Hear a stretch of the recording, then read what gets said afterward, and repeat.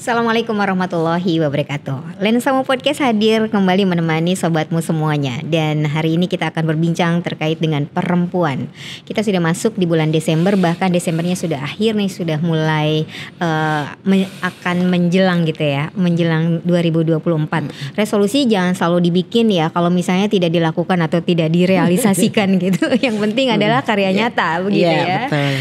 Bicara di bulan Desember ada salah satu tanggal 22 Desember itu adalah peringatan Hari Ibu. Iya. Tapi beda dengan Mother's Day. Mother's Day di negara-negara lain dengan peringatan Hari Ibu tuh beda. Peringatan Hari Ibu lebih banyak dimaknai bagaimana memberikan penghargaan, penghormatan terhadap perempuan, terhadap peran ibu yang sudah memberikan kontribusi gitu ya. Namun di balik itu juga sebenarnya peringatan Hari Ibu itu ada satu tonggak sejarah di mana pada tanggal 22 sampai 25 Desember betul. di tahun 1928 mengadakan Kongres Perempuan pertama. Kami sudah menghadirkan salah satu tokoh perempuan yang luar biasa. Saya bilang luar biasa tuh luar biasa karena kayaknya ibu hebat banget gitu ya. Aktivitasnya banyak, tapi beliau juga sebagai seorang ibu di rumah gitu yang punya anak-anak gitu ya. Punya anaknya banyak di kampus karena ibu ini adalah sebagai seorang pengajar di salah satu universitas di Yogyakarta. Dan beliau adalah sekretaris umum pimpinan pusat Aisyah. Beliau adalah Dr. Tri Hastuti Nur. Kalau kami sih selalu memanggil dengan nama kesayangan Ibu Tri. Iya betul. Iya. Terima kasih. Apa Teh Ocha, baik Teh Ocha. Manggilnya Teteh nggak apa-apa ya? Nggak Teteh apa-apa. Ocha Ini ya. udah Kelihatan brandnya ya. Dari manakah Teteh berasal? Sudah tahu gitu ya kalau Iya. Teteh itu Teteh Ocha. Padahal sama aja ya Teh sama Ocha gitu. Iya betul. Bu Tri, ada pemaknaan yang ya bukan menyimpang sih sebenarnya ya. Karena banyak juga nih masyarakat Indonesia tuh harus difahamkan bahwa Hari Ibu tuh bukan Mother's Day gitu kan, selalu Happy Mother's Day gitu. Ini perlu diingatkan ulang, perlu juga dijelaskan, disampaikan gitu terkait 22 Desember 2000. Kalau sekarang 2023 berarti sudah 95 tahun. Oke. Namun sebelumnya saya ingin tanya sama Ibu Tri ini, makna Hari Ibu bagi seorang Ibu Tri Hastuti itu apa? Teh Ocha dan tentu juga semua nanti yang menyaksikan Lensamu ya, podcast Lensamu yang sangat keren ini. Senang sekali deh ya saya bisa diundang dan berbincang di sini dengan seorang host yang juga sangat perempuan yang sangat hebat sekali. Terima kasih. Semoga ketularan. Yang pertama makna Hari Ibu. Jadi kalau setiap hari kelahiran atau ulang tahun ya. Ini kan ulang tahun ya 95 tahun kita memperingati Hari Ibu. Kalau bicara tentang peringatan itu selalu ada dua hal saya. Yang pertama adalah refleksi gitu ya. Yang kedua adalah evaluasi. Yang pertama tentu kesyukuran. Jadi yang pertama adalah kalau memperingati itu kita bersyukur, kita masih berada di sini gitu ya. Nah, peringatan 95 tahun gitu ya. Sejak 2008 gitu. Maka saya memaknainya bahwa terjadi kemajuan yang sangat luar biasa yang sudah membahagiakan juga, menggembirakan. Jadi perlu kita juga mensyukuri kemajuan-kemajuan yang sudah dicapai oleh perempuan Indonesia ya, perempuan Indonesia. Jadi kan ketika kongres pertama 1928 itu perempuan-perempuan Indonesia dari berpuluh-puluh gerakan perempuan Indonesia bertemu di Yogyakarta untuk melakukan kongres ya waktu itu adalah untuk membicarakan isu-isu yang sangat penting terkait dengan perempuan, misalnya isu perkawinan anak, kemudian isu tentang bagaimana perempuan harus mendapatkan beasiswa untuk pendidikan seperti itu. Nah, oleh karena itu saat ini juga kesyukuran kita adalah perempuan sudah banyak mendapatkan kesempatan pendidikan seperti itu ya. Kemudian juga bagaimana pemerintah juga sudah mengeluarkan berbagai macam kebijakan untuk kemajuan perempuan. Misalnya ketika tahun 99 ada pengarus utamaan gender di seluruh dinas-dinas kementerian. Itu saya kira juga hal yang sangat luar biasa. Kemudian yang saya kira paling akhir yang cukup membahagiakan kita adalah disahkannya undang-undang TPKS ya. Jadi untuk pencegahan kekerasan seksual ya, itu saya kira juga capaian kemajuan yang luar biasa. Di samping juga adanya misalnya undang-undang PKDRT yang sudah disahkan sejak 2004 itu juga bagi kita adalah capaian yang sangat luar biasa bagi gerakan perempuan di Indonesia seperti itu. Nah, memang kemudian refleksinya juga sudah hampir 95 tahun kita berbicara tentang perkawinan anak. Angka perkawinan anak di Indonesia juga masih cukup tinggi saat ini ya, masih menjadi keprihatinan kita juga. Ini kita merefleksi gitu ya. Di samping capaian-capaian tadi, saya kira juga refleksi terkait dengan bahwa masih banyak sekali problem-problem perkawinan anak di Indonesia. Problem yang lain juga saya kira terkait dengan akses pekerjaan untuk perempuan ya. Perempuan itu kan saat ini juga sebagian besar masih berada pada pekerjaan-pekerjaan informal.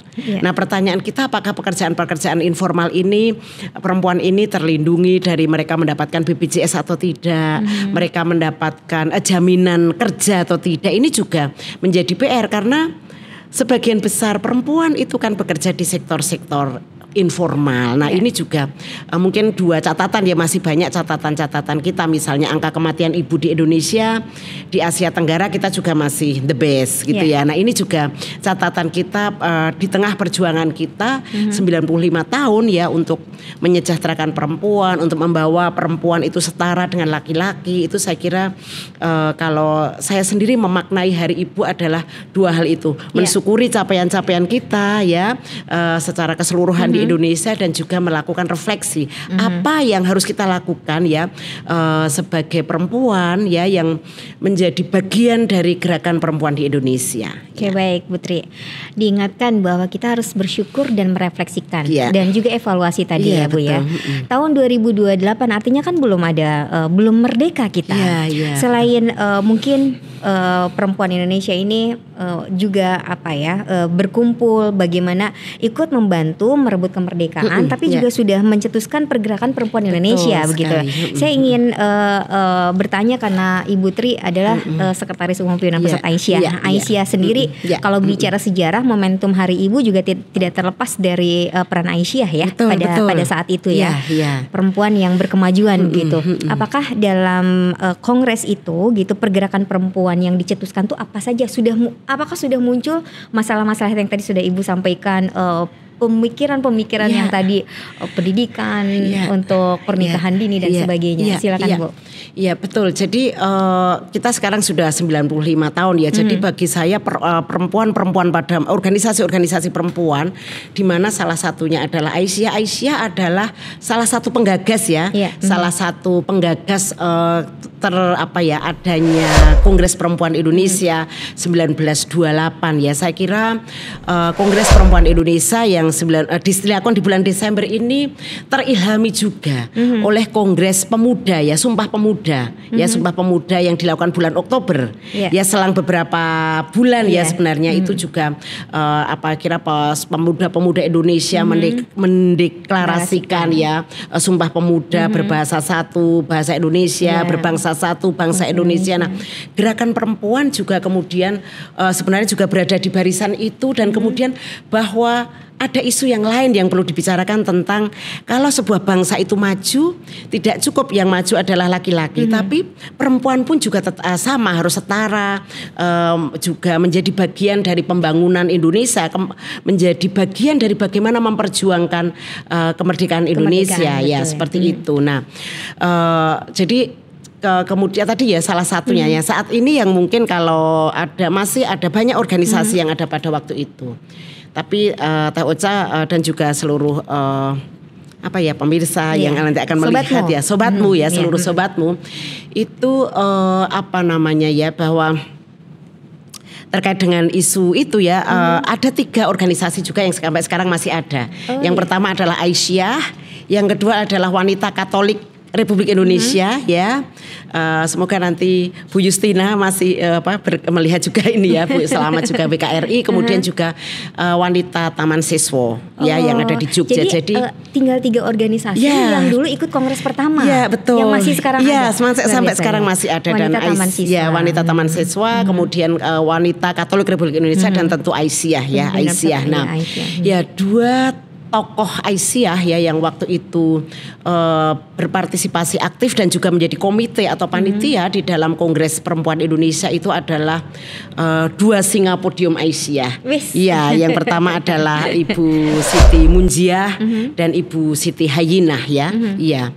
Nah, saya ingat sekali ya kalau membaca sejarah itu Ibu Siti Hayyinah menyampaikan pidato yang sangat luar biasa, yaitu beliau mengangkat terkait dengan isu persatuan. Ya, makanya sebenarnya kenapa Ibu Hayyinah juga bicara tentang isu persatuan, karena organisasi-organisasi perempuan seperti halnya tadi ya organisasi-organisasi pemuda ya mulai dari Young Java, Young Celebes itu bersatu untuk bicara menyuarakan kemerdekaan Indonesia. Nah, organisasi-organisasi perempuan juga harus bicara tentang persatuan Indonesia, bagaimana organisasi gerakan-gerakan perempuan itu bersatu kemudian untuk membawa perubahan Indonesia yang lebih baik seperti itu. Makanya kan kemudian pada Kongres Perempuan Indonesia yang ketiga ya pada waktu itu 1938 ketika disahkan menjadi Hari Ibu itu kan pada Kongres Perempuan yang ketiga 1938 itu kemudian berarti udah 10 tahun setelah ya, itu. Ya setelah itu disahkanlah kemudian menjadi Hari Ibu ya Hari Ibu seperti itu. Nah ini juga menjadi penting sekali ya bahwa itu ini Hari Ibu. Nah sekaligus juga sebenarnya menjadi Kowani itu juga pada waktu itu ya. Bagi pentingnya untuk seluruh organisasi perempuan itu bersatu bergerak bersama itu disampaikan oleh Ibu Siti Hayyinah ya singa podium Aisyah seperti itu. Nah kemudian juga Ibu Siti Munjiah juga berpidato di situ gitu ya, karena dua tokoh kita itu memang singa podium yang sangat luar biasa begitu. Mungkin saya boleh ya, kebetulan saya membawa kutipan untuk menyampaikan boleh ini ya pidato Ibu Munjiah ya. Penggalanya saja beliau menyampaikan. Dengan adanya gerakan ini, jadi ini disampaikan pada waktu Kongres Perempuan pertama ya 1928 di Yogyakarta ya. Dengan adanya gerakan ini mulai sadar dan bangunlah bangsa kita. Jadi perempuan sudah bicara tentang kebangsaan ya, luar biasa. Perempuan Indonesia dari tidurnya yang nyenyak. Suara yang berderu-deru senantiasa menghampiri telinga mereka. Dan memang sudah waktunya kita kaum perempuan mulai maju. Sebab matahari telah terbit dan menyilaukan mata kita. Itu penggalan pidato dari Ibu Siti Munjiah ya. Dan narasinya luar biasa. Luar biasa sekali, pilihan kata-kata narasinya luar biasa dan sangat menggugah kita betul. Ya sebagai perempuan. Mungkin kalau waktu itu kita hidup pada era itu pasti juga akan bersama-sama dengan Siti Munjiah. Pada saat itu mungkin perempuan yang bisa sekolah belum banyak. Belum banyak, masih banyak sedikit sekali ya. Sedikit sekali perempuan, dan waktu itu kan memang salah satu tuntutannya adalah perempuan juga harus diberi kesempatan, diberi beasiswa untuk bisa sekolah seperti itu. Ya.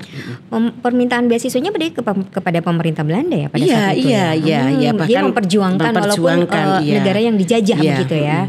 Luar biasa sekali. Terima kasih ini Bu ya.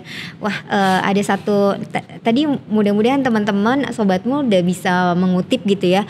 Kalau zaman dulu aja sudah dibangunkan gitu. Kalau dulu kan oleh deru-deru peluru, kalau sekarang itu deru-deru banyak digital. Banget ya. Digital. Iya, mager-mager itu ya. Iya. Perempuan Indonesia harus bangkit dari mager. Bangkit dari mager gitu ya. Dan sudah seharusnya kita memberikan kontribusi, jangan terlena dengan banyak kemajuan yang sudah diberikan gitu lah oleh perkembangan zaman. Bu, saya ingin bertanya tentang generasi sekarang. Generasi sekarang tuh banyak banget ininya ya. Konotasi positif dan negatif gitu ya. Kalau konotasi lebih ke negatif ya. Generasi strawberry yang lembek lah gitu, atau generasi yang tidak mau tahu akan sejarah. Mungkin Ibu bisa memberikan atau memberikan penjelasan atau membangun kesadaran kepada anak-anak milenial atau generasi muda, karena pada saat ini mereka agak kurang paham terhadap sejarah tentang peringatan Hari Ibu.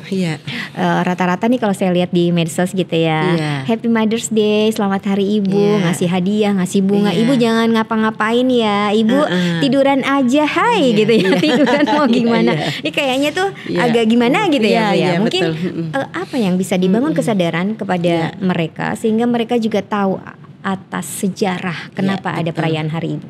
Iya betul Teh ya. Dan juga seluruh sobat lensamu ya.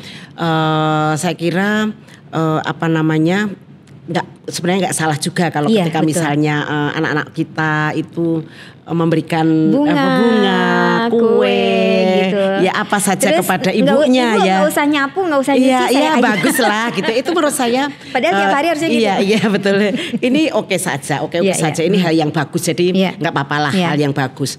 Tapi kemudian janganlah gitu ya apa yang kita lakukan setahun sekali itu gitu ya, kemudian mereduksi makna ibu. Betul. Ya kemudian yaitu kemudian mempersempit pemaknaan kita hari ibu bahwa bahwa ibu yang dimaksud di sini ini bukan sekedar ibu biologis ya kan. Ibu biologis itu anak yang kita lahirkan ya dari rahim kita, kemudian dia mengucapkan selamat kepada ibunya. Sekali lagi itu nggak salah, tidak jelek juga, tetapi janganlah kemudian narasi-narasi seperti itu menjadi masif dan kemudian kita salah memberikan makna ya tentang hari ibu itu, bahwa sebenarnya tidak sekedar ibu biologis ya, tetapi bahwa ibu itu adalah perempuan-perempuan gitu ya. Saya akan memaknai ibu itu tidak sekedar karena banyak juga ya saudara perempuan-perempuan itu yang mungkin nanti menikah tapi tidak dikaruniai anak, masa tidak bisa disebut ibu kan gitu ya.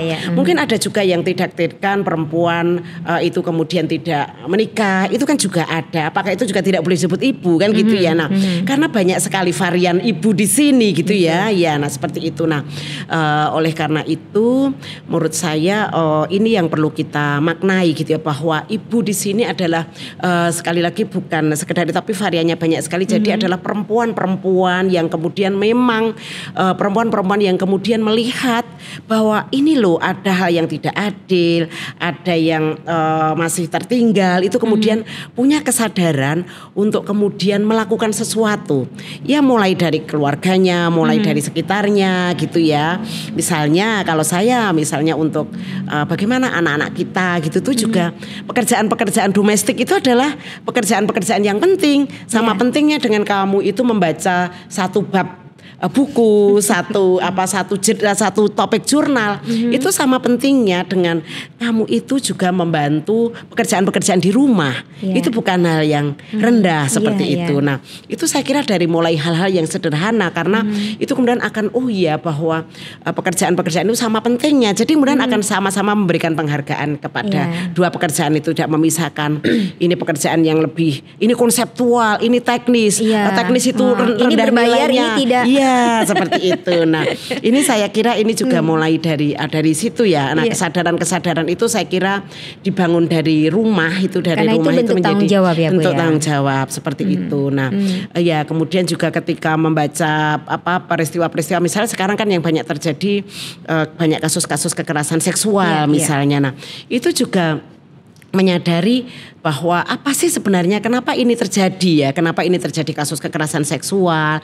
Kesadaran kritis harus dibangun. Karena ini ada hal yang relasi yang tidak adil nih ya, seperti itu. Ada di dalam masyarakat kita selalu memberikan stereotype yang salah kepada perempuan seperti. Nah, ini semua perempuan dan laki-laki pun juga harus punya kesadaran seperti itu ya. Kemudian bahwa ini tidak, kalau ada orang mengalami kasus kekerasan seksual atau mengalami kasus kekerasan dalam rumah tangga, ini bukan sekedar masalahnya misalnya si ibu A, si ibu B, si X, si Y, tapi ini adalah masalah pemenuhan hak asasi manusia, ya kan? Hak asasi manusia, bahwa setiap orang itu tidak boleh mengalami kasus kekerasan seksual. Setiap orang itu tidak boleh mengalami kekerasan dalam hidupnya, sekalipun oleh pasangannya, oleh suaminya. Nah, seperti itu adalah bentuk-bentuk kesadaran yang dilakukan kan, seperti itu ya. Itu saya kira kesadaran seperti itu memang harus dimulai dari lingkungan kita yang kecil ya. Misalnya bagaimana perempuan juga harus self love, mencintai dirinya sendiri, laki-laki ya kemudian juga harus menghargai perempuan, seperti itu juga jadi penting sekali. Menjadi penting. Baik, terima kasih Dr. Tri Hasuti Nur sebagai Sekretaris Umum Pimpinan Pusat Aisyah dan juga sebagai seorang pendidik, pengajar, dosen di salah satu universitas yang ada di Yogyakarta, di Universitas Muhammadiyah Yogyakarta gitu ya. Tadi berbicara bagaimana membangun kesadaran. Kalau begitu saya ingin ingin bertanyanya begini ya Bu ya. Kalau membangun kesadaran itu kan sebenarnya oke, ada trigger tapi juga dari diri sendiri. Saya ingin karena Aisyah juga punya banyak program-program untuk membangun kesadaran itu. Betul. Bagaimana perempuan bisa bersuara, Iya, berdaya, berkarya dan perempuan peduli. Iya betul. Iya betul. Iya betul. Peduli kan Iya, berarti. iya. Bagaimana berani bersuara kalau seandainya mendapatkan tadi kekerasan gitu ya. Bagaimana juga peduli ketika temannya atau lingkungannya juga mendapatkan sesuatu yang tidak nyaman. Bagaimana membangun kesadaran itu, Bu? Ya, memang dari kita sering menamakannya dari pendidikan. Pendidikan itu bisa tadi dari keluarga, kemudian lewat sekolah, ya kan, lewat masyarakat kita seperti itu. Itu kalau sekarang mungkin lewat membaca ya, membaca. Ini harus digerakkan lagi, jangan baca caption aja gitu. Iya betul. Walaupun captionnya Ibu Tri itu bagus-bagus gitu. Jadi kita harus membaca seperti itu ya. Iya. Nah seperti itu. Jadi memang kemudian juga ini ketika kita silaturahim itu juga tidak sekedar bertemu gini, tapi kemudian ada hal-hal yang kemudian kita diskusikan. Silatul fikr ya, silatul qalbu. Jadi ada pertautan kan. Jadi silatul fikr, silatul qalbu saya catat deh. Jadi kan kalau kita bersilaturahim tidak sekedar kita ngopi ya, ngobrol, tapi ada hal-hal yang sebenarnya kita bangun mimpi-mimpi kita itu dari peer group kita ya enggak? Non formal itu Iya, saya kira penting ya sila berpikir kita mendiskusikan film misalnya ya. Misalnya ketika kemarin menonton film Gadis Kretek, menonton film Hamka, apa sih menonton film Suhita. Ya kan banyak sekali hal yang kemudian kita diskusikan. Suhita belum nonton lagi. Iya, belum nonton ya. Iya, ini saya memang dibocorin sama Ibu Tri keduluan. Iya, betul. Iya. Ini saya kira penting sekali ya. Kebetulan misalnya kemarin menonton film Hamka ya. Menarik sekali pernyataan ketika Buya Hamka, kemudian ada bapak-bapak datang, bapak-bapak datang bersama putrinya. Ini putriku tuh sudah akil balik. Boleh dong Buya Hamka, tolong ini bisa menjadi istri keduamu, iya kan? Iya. Tapi kemudian pernyataan Buya Hamka kan luar biasa sekali. Nah, film itu juga memberikan kesadaran kepada kita, memberikan pelajaran pada kita. Nah, sebenarnya banyak hal kita bisa belajar kan seperti itu.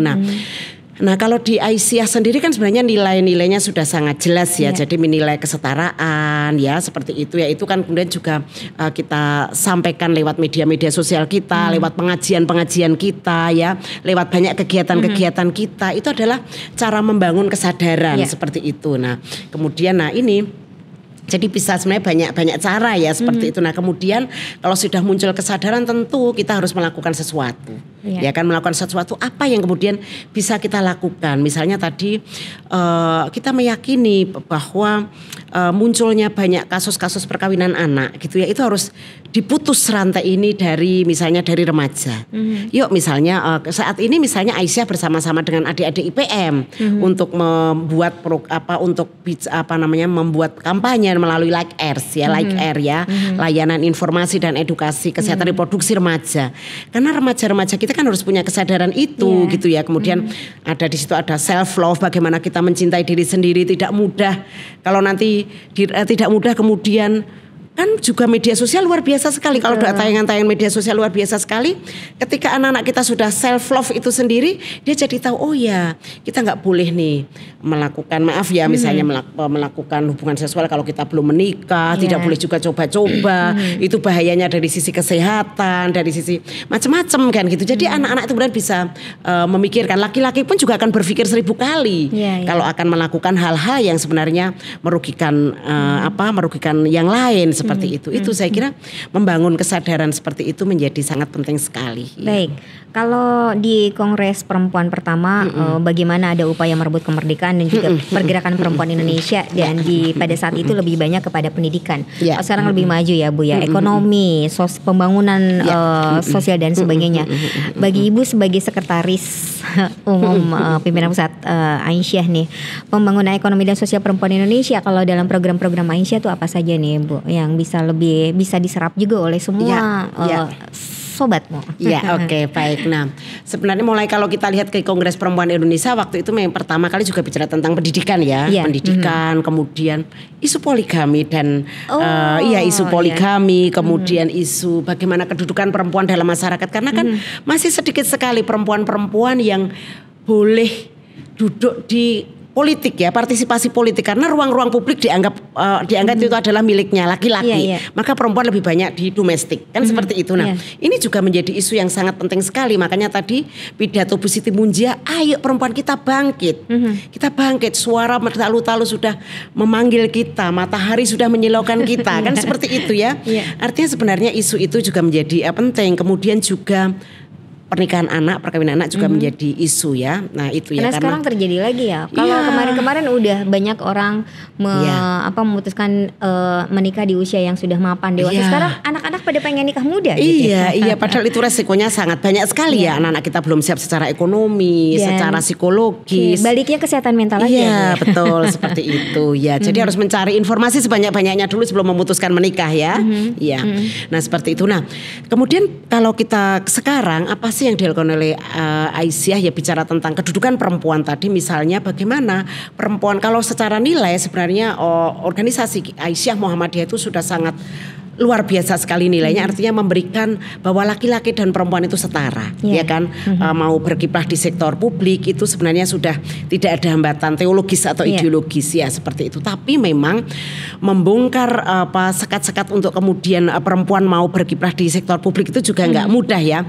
Jadi saat ini juga Aisyah mendorong perempuan-perempuan itu terlibat di dalam semua perencanaan pembangunan, karena perempuan harus berpartisipasi aktif di dalam perencanaan pembangunan di Indonesia. Mulai dari Musrenbangdes ya kan, perencanaan pembangunan di tingkat desa. Karena sekarang dengan dana desa itu kan program-program harus didiskusikan bersama ya. Apa sih yang misalnya ada uang 1 miliar, 1,5, 2 miliar, mungkin ada yang 5 miliar di satu desa. Nah ini untuk apa? Jangan sampai perempuan itu juga tidak pernah mendapatkan manfaat dari program-program pembangunan ini ya kan. Seperti itunya kan. Kemudian kita dorong, Aisyah mendorong mulai dari tingkat desa, di tingkat kabupaten, bahkan di tingkat nasional. Bagaimana perempuan itu harus berpartisipasi, apa program-program yang harus juga diperuntukkan untuk perempuan. Seperti jadi harus terlibat nih dalam partisipasi pengambilan kebijakan-kebijakan publik. Jangan mendorong perempuan-perempuan juga berada di legislatif ya. Legislatif ini kemarin lumayan banyak ya, mungkin sekitar 150-an juga ikut capacity building ya, untuk kemudian nanti ya masalah menang dan kalah itu kan mungkin nanti ya, tapi upaya-upaya itu ya perempuan berpolitik ya, itu betul, ya. Itu memang kalau memang passionnya ada di situ silahkan seperti itu. Nah kemudian dalam hal ekonomi saya kira juga banyak yang sudah dilakukan, misalnya mendorong UMKM perempuan itu untuk kemudian terus naik kelas. Ya kan naik kelas, jadi mulai mendapatkan izin sehingga bisa kemudian dibantu untuk pemasaran online-nya. Ini saya kira sudah ratusan ya, kalau Aisyah kan punya SWA ya, Sekolah Wirausaha Aisyah, sudah ribuan orang terlibat di dalam Sekolah Wirausaha Aisyah. Kemudian juga didorong untuk pelatihan-pelatihan lewat UMKM Aisyah, bahkan sudah punya ikatan saudagar atau ya wirausaha Aisyah seperti itu ya, Iswara, Ikatan Wirausaha Aisyah. Nah itu sebenarnya support yang diberikan oleh Aisyah kepada perempuan-perempuan, karena kemandirian ekonomi perempuan itu menjadi penting sekali ya. Betul. Kemandirian ekonomi perempuan itu menjadi sangat penting sekali untuk kemudian juga perempuan itu bisa menjadi berdaya. Betul, ya. bukan berarti superior gitu ya. Tidak. Padahal Aisyah sudah memberikan support bagaimana perempuan bisa mandiri secara ekonomi, tapi juga tetap gitu bisa berkontribusi tidak hanya untuk keluarga, bangsa juga, masyarakat juga betul ya. Sekali, ya. Kalau dulu pengusaha banyaknya laki-laki, sekarang di Aisyah banyak pengusaha-pengusaha perempuan begitu ya Bu ya. Bu, melihat kasus kekerasan yang tadi cukup tinggi gitu. Tadi ada beberapa program untuk ekonomi, pendidikan dan sebagainya. Nah, bagaimana ada nggak program yang khusus gitu untuk para perempuan berani bersuara satu gitu. Berarti ada pembinaan, ada pendampingan dan sebagainya. Ada program khusus untuk itu, misalnya kasus-kasus kekerasan seksual. Sekarang kan di kampus aja bisa terjadi, di sekolah bisa terjadi. Bukan orang-orang terdekat juga ya di keluarga. Nah, bagaimana ini bisa mendorong perempuan-perempuan bersuara dan perempuan bisa peduli. Karena pada akhirnya juga banyak kejadian yang disalahkan dan disudutkan adalah perempuan itu sendiri gitu. Gimana nih Bu bisa menyampaikan reasonnya? Iya, memang kalau kasus-kasus kekerasan ya, baik kasus kekerasan terhadap perempuan ya, baik untuk KDRT, kekerasan dalam masa pacaran, kekerasan seksual ya, itu tuh fenomena gunung es, artinya yang muncul itu lebih sedikit dibandingkan dengan yang terjadi. Karena seperti Teh Ocha sampaikan tadi ya, bahwa perempuan harus bersuara. Iya, nggak harus bersuara karena memang salah satu tantangannya ketika bersuara seringkali blaming the victim. Justru korban itu disalahkan. Pertanyaannya, kamu kemarin perginya malam hari jam berapa? Baju kamu seperti apa? Kamu perginya dengan siapa? Kamu centil atau genit atau tidak? Ya enggak? Itu adalah blaming the victim. Maka kemudian sedikit sekali perempuan yang mengalami kasus-kasus kekerasan itu kemudian lebih baik diam. Kalau misalnya mengalami kasus kekerasan dalam rumah tangga, kalau dia belum merah-merah, memar dan ini aja masih orang tidak percaya. It's okay, suami sendiri yang mukul gitu. Iya, ya kan, bahkan mungkin seringkali pertanyaannya, jangan-jangan kamu nggak nurut, ya kan? Udahlah, istri itu kan harus nurut suami. Bahkan mungkin masih memikirkan salah bahwa laki-laki itu boleh memukul istrinya, ya kan? Nuzus misalnya seperti itu kan sebenarnya hal-hal pemahaman-pemahaman yang salah. Jadi memang problemnya banyak terjadi, tapi memang masih mungkin belum ada yang 10% kasus itu misalnya dibawa ke pengadilan juga tuntas, ya tuntas. Itu yang kemudian menjadikan perempuan itu udahlah lebih baik diam, tapi memang kemudian harus bersuara menurut saya. Nah jadi harus disupport ya perempuan-perempuan korban kekerasan, baik kekerasan dalam rumah tangga, kekerasan seksual, kekerasan dalam masa pacaran itu memang harus didukung, jangan sampai kemudian justru menyalahkan korban. Nah, apa yang kemudian dilakukan oleh Aisyah ya Teh ya, itu ya pertama jelas kita membangun kesadaran itu, jangan diam.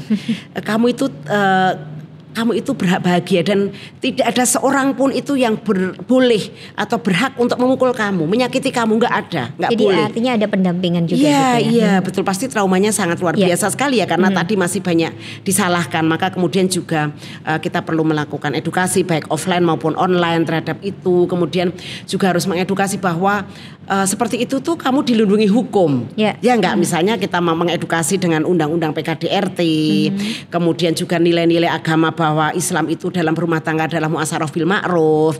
Kemudian jadi bagaimana kita mensosialisasikan undang-undang TPKS gitu ya, bahwa kalau kamu mengalami kekerasan seksual, kamu tuh dilindungi hukum. Negara itu sudah punya payung hukumnya. Jadi kamu berhak untuk mendapatkan keadilan seperti itu. Bahkan kan di undang-undang TPKS itu ada restitusi ya kan, ada ganti rugi terhadap korban, kemudian juga ada pemulihan kan seperti itu. Artinya sebenarnya sudah sudah dijangkau. Nah, yang Aisyah juga sebenarnya selain edukasi juga melakukan pendampingan.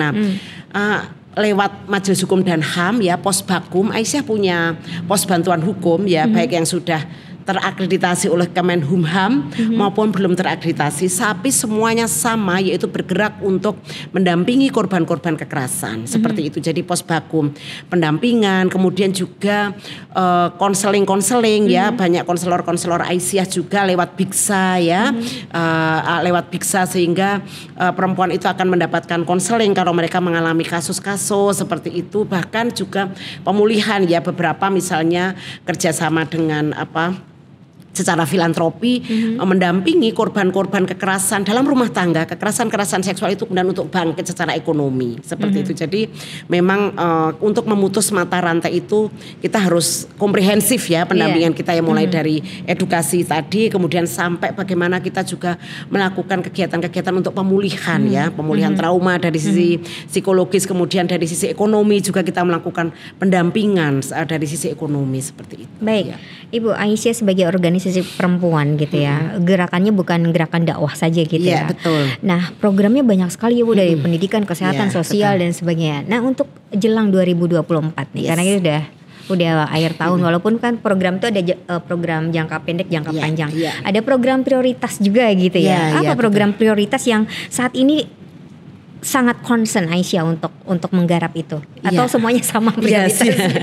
Iya. Jadi masing-masing ini masing-masing kita masing-masing majelis gitu, majelis lembaga itu pasti ada ya, ada program-program prioritas seperti tadi. Bagaimana ekonomi juga menjadi pilar untuk memajukan perempuan seperti itu ya. Kemudian juga di kesehatan itu bagaimana sekarang juga sedang menjadi isu adalah mental health gitu ya. Itu juga menjadi isu di majelis kesehatan seperti itu. Kemudian isu perempuan perempuan dan perubahan iklim itu menjadi juga sangat dekat dengan perempuan, itu juga menjadi program prioritas seperti itu. Kemudian di majelis pendidikan gitu ya, kemarin kita sedang mendiskusikan tentang PKBM ya. Jadi misalnya tadi korban-korban perkawinan anak itu kan akhirnya banyak yang putus sekolah.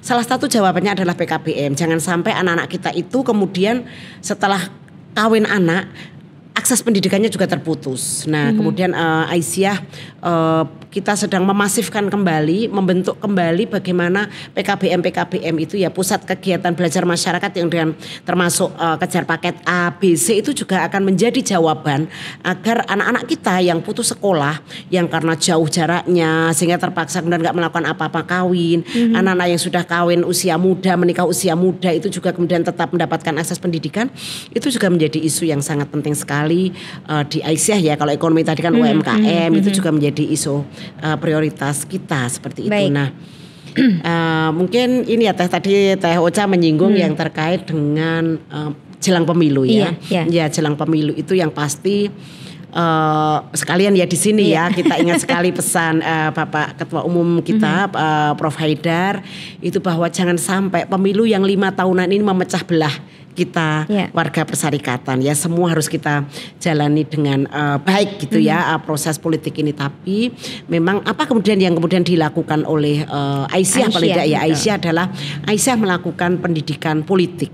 Pendidikan politik itu tidak tersangkut dengan partai politik manapun ya kan, tidak tersangkut dengan partai politik manapun, tidak tersangkut dengan kandidat manapun, tapi bagaimana sebagai warga negara itu bisa menggunakan hak politiknya untuk memilih yang terbaik gitu ya menurut mereka gitu ya, untuk memilih setiap 5 tahun. Dan kita juga sedang mengkampanyekan dengan beberapa organisasi itu dengan pemilu yang inklusif.